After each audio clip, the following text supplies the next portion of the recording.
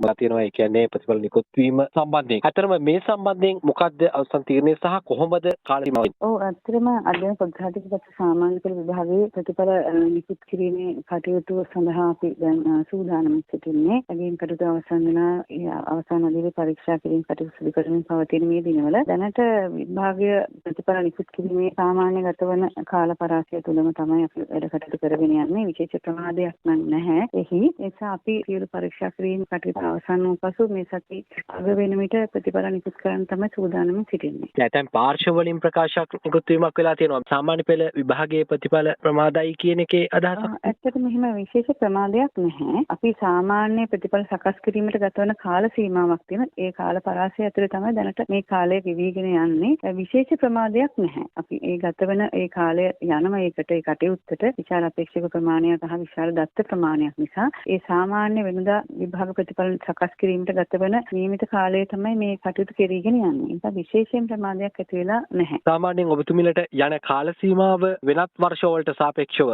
වෙනස් වීමක් තියෙනවද නැත්නම් ඒ කාල සීමාවමද යන්නේ? ඒ කාල සීමාවට වඩා ටිකක් කලින් අපි දැනටත් ඉන්නේ.